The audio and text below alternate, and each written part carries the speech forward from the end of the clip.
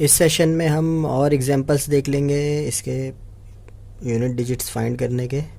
तो ये जो एग्जांपल आपको दिख रहा है ये एसएससी एग्ज़ाम्स में जो है वो पूछा गया है। ये एसएससी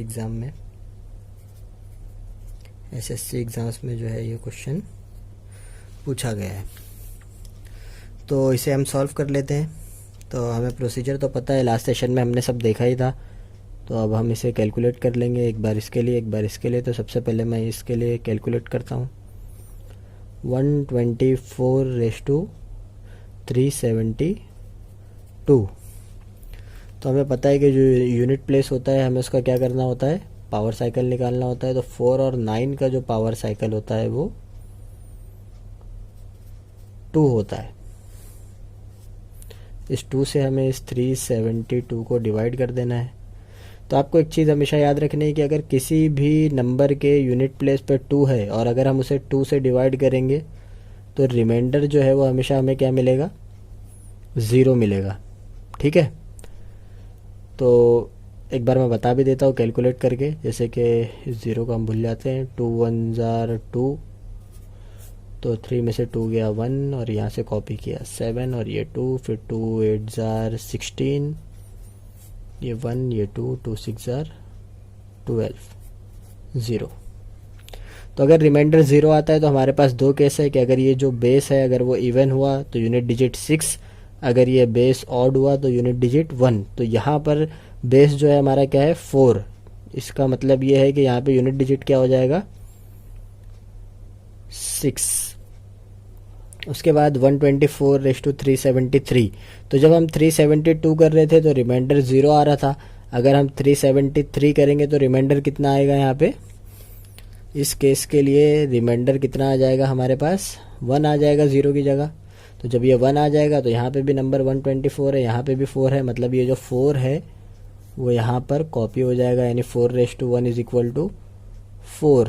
तो ये जो सेकंड वाले के लिए हमारा यूनिट डिजिट जो आएगा वो क्या आ जाएगा, 4। तो जब हम 6 + 4 करेंगे तो हमारा आंसर हो जाएगा 10। तो यूनिट डिजिट हमारे पास क्या आ गया यहाँ पर, 0। नेक्स्ट क्वेश्चन हम देख लेते हैं। तो नेक्स्ट क्वेश्चन में हमें दिया हुआ है 4387/245 और 621/72। तो हमें एक चीज़ पता है कि अगर किसी के भी यूनिट प्लेस पे 0 1 5 या 6 रहा तो हमेशा स्टे एज इट इज़। अगर 0 रहा तो 0, 1 रहा तो 1, 5 रहा तो 5। तो यहाँ पर 1 दिया हुआ है, इसका मतलब इसे कैलकुलेट करने की ज़रूरत नहीं है, इसका जो यूनिट प्लेस पे डिजिट है वो 1 ही आएगा। तो हमें इसके लिए कैलकुलेट करना होगा। तो इसके लिए मैं कैलकुलेट कर देता हूँ। यहाँ पर हम इसे सॉल्व करेंगे। 4387/245। तो हमें 7 का पावर साइकिल, तो 2378 का पावर साइकिल हमारे पास कितना होता है, 4। तो 4 से हम डिवाइड कर देंगे इस 245 को। तो 4 6 जार 24, तो रिमाइंडर आ गया हमारे पास 5। तो इसी 7 को हम यहाँ लेकर आ जाएंगे, यानी 7/5। तो अब 7/5 हमें निकालना ईजी नहीं है, तो हम 7 square multiply by 7 square multiply by 7। 7 का स्क्वायर 49 होता है, मीन्स 9 यूनिट प्लेस पे 9 हो जाएगा। 7 का स्क्वायर 49 होता है, यूनिट प्लेस पे 9 और ये 7। तो हमें सिर्फ यूनिट प्लेस से मतलब है, तो 9 और 9 को मल्टीप्लाई करेंगे तो 81, यानी यूनिट प्लेस पे क्या आता है, 1। और 1 × 7 करेंगे तो आ जाएगा, मतलब ये 9 × 9 × 7। तो इसके लिए आ गया 81 और ये 7। तो हमें इस 1 से मतलब है, तो जब 1 और 7 मल्टीप्लाई करेंगे तो क्या आ जाएगा, 7। तो इस वाले नंबर के लिए हमारा यूनिट डिजिट क्या आ गया, 7। तो 7 × 1 अगर हम करेंगे तो हमारा आ जाएगा answer 7। 7 is A final answer. Next question हम देख लेते हैं, गेट क्वेश्चन है। तो नेक्स्ट क्वेश्चन में हम देख रहे हैं कि यहाँ पर एक क्वेश्चन दिया हुआ है। ये क्वेश्चन जो है वो गेट एग्ज़ाम्स में जो है वो आ चुका है। तो इस क्वेश्चन को हम देख लेते हैं कि किस तरह से सॉल्व होगा। तो बेसिक आपका क्लियर होना चाहिए, कॉन्सेप्ट आपका क्लियर है तो आपको कैसा भी एक्सप्रेशन दिखाई दे, कैसा भी क्वेश्चन दिखाई दे, अगर आपका बेसिक क्लियर है तो फिर आप इजीली सॉल्व कर सकते हैं, चाहे क्वेश्चन कैसा भी आ जाए। तो हम देख लेते हैं यहाँ पर। तो सबसे ये जो तीन पार्ट में मैं इसको कर देता हूँ, एक ये, दूसरा ये, तीसरा ये। तो अगर हम इस वाले नंबर को देखें 666/666, तो इसके यूनिट प्लेस पे क्या है, 6 है। तो इसके यूनिट प्लेस पे 6 और हमको पता है कि कोई भी नंबर हो, अगर कोई भी नंबर हो, अगर उसके यूनिट प्लेस पे या तो 0 हो या 1 या 5 या 6, तो हमेशा as it is unit digit जो है वो कॉपी होगा, ठीक है, सेम होगा यूनिट डिजिट। तो इसका आंसर तो हमें पता है कि डायरेक्टली इसका आंसर क्या आने वाला है, 6 आने वाला है। नेक्स्ट हम देखते हैं 277 तो इसे हम कैलकुलेट कर लेते हैं।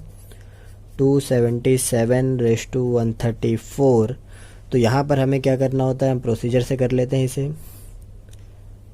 अब यहाँ इसका पावर साइकिल 2378 का पावर साइकिल कितना होता है हमारे पास, 4 से हमें डिवाइड कर देना है इस 134 को। तो 4 3 ज़ार 12, 1 4 4 3 ज़ार 12, रिमाइंडर कितना आ गया 2। बाद में हमें इसी 7 को क्या करना है, यहाँ कॉपी कर देना है। 7 का स्क्वायर 49, तो यानी 9 आया। तो यहाँ पर जो यूनिट प्लेस था वो क्या आ गया, यूनिट डिजिट 9। इसका हम चेक कर लेते हैं, 459/40। तो 4 और 9 का जो पावर साइकिल होता है वो होता है 2, और 40 जो है वो 2 से डिविजिबल है। इसका मतलब इसका रिमाइंडर जो है वो क्या आ जाएगा, 0 आ जाएगा।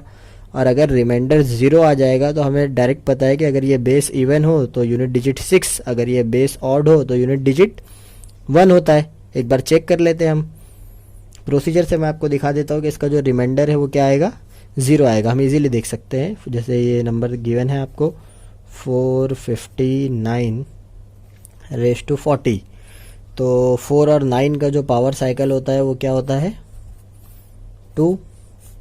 यहाँ पे 40, 2 और 20 से मल्टीप्लाई कर दिया, हो गया 40, रिमाइंडर 0। ये मेथड एप्लीकेबल नहीं है। तो या तो अब यहाँ से हमारे पास 2 शॉर्टकट आ जाते हैं कि अगर इवन है, अगर ये बेस जो है वो इवन है तो 6, अगर ये बेस ऑड है तो 1।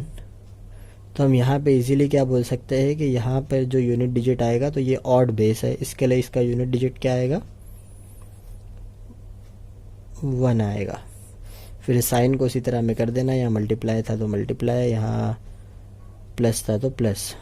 तो 6 9 ज़ार 54, 6 9 ज़ार 54 और ये +1, तो हो गया हमारा 55। तो हमें क्या चाहिए था, यूनिट प्लेस।